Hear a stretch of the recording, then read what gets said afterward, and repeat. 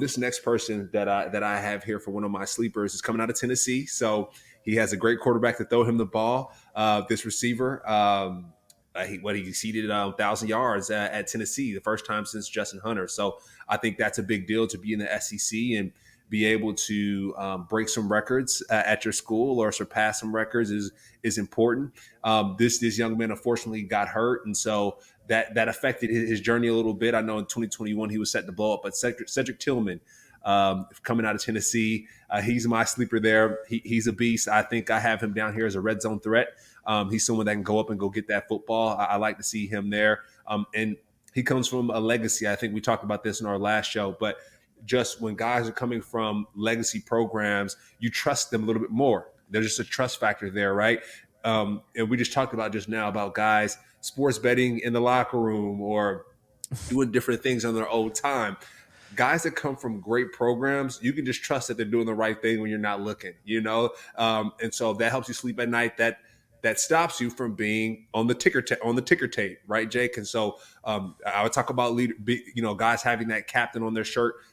It shows up. It's extremely important. And so Cedric Tillman, coming out of Bishop Gorman in Las Vegas, a powerhouse high school, and like I said, his dad being drafted to the Titans, he's expected to be great, right, Jake? He's expected not to be on the ticker tape and in the news. And unfortunately, some guys do it, and they lead a great career, but all these things matter, and all of these things do add up. And so, like I said, I got Cedric Tillman, a big body receiver, coming out of Tennessee, and serving as a red zone threat. Jake, what are your thoughts on Cedric?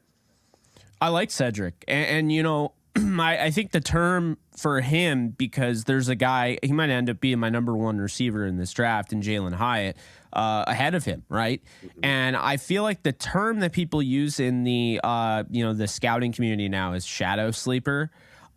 Where you're not just a sleeper, you're a guy that has somebody that is, hogging the spotlight.